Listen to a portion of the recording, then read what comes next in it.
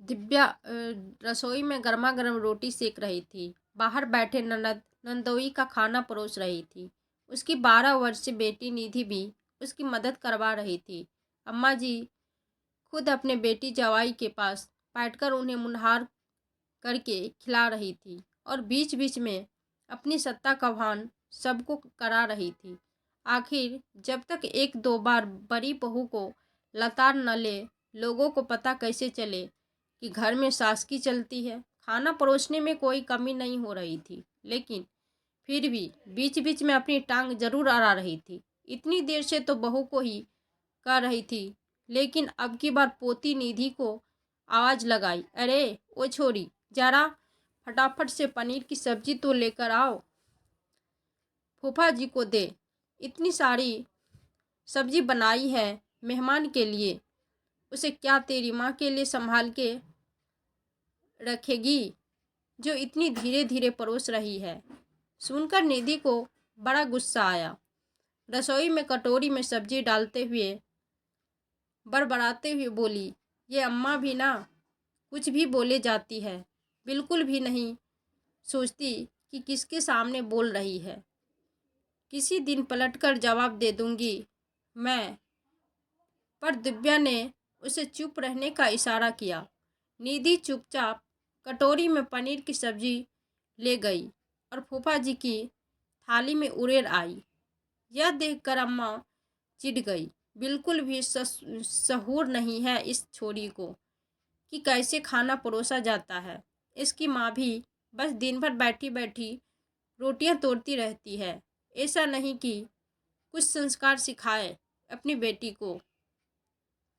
एक तो बेटी जनी है और वो भी ऐसी निकम्मी। इधर दिव्या ने भी निधि को हल्की सी डांट लगाई, क्यों बेवजह सुनाने में लगी हुई है। मुझे सब्जी ऐसे डाली जाती है क्या? जा जाकर पढ़ाई कर, मैं खुद खाना परोस लूँगी। हाँ, मुझे ही डांटो, अम्मा को तो कुछ कहना मत।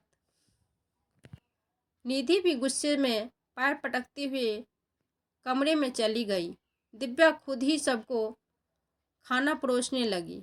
दिव्या रोटी लेकर आई तो ननद मेघा ने भी कहा, भाभी बहुत सिर चढ़ा रखा है अपने निधि को, बिल्कुल भी तमीज नहीं है कि खाना कैसे परोसा जाता है।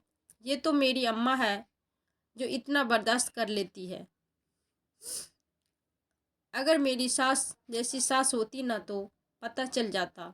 उसके मुंह से ये बात सुनकर खाना खाते खाते मेहमान के हाथ रुक गए तो मेघा ने उन्हें घूर घूर कर देखा और उन्होंने चुपचाप खाना खाना शुरू कर दिया।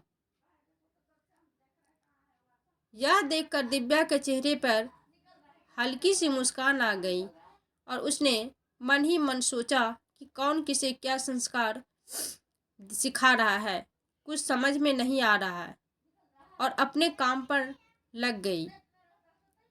ननद नंदोई अभी खाना खाकर उसे ही ये देवर देवरानी सुचित और सीमा की ऑफिस से घर आ गए। जाते ही ननद नंदोई के साथ बातचीत करने बाहर ही बैठ गए और बातचीत करते करते देवर बोला, अम्मा आज तो बहुत जोर से भूख लगी है, फटाफट खाना लगवा दो। हाँ हाँ, तो भूखे क्यों बैठे हो, खाना तो बन ही चुका है, अभी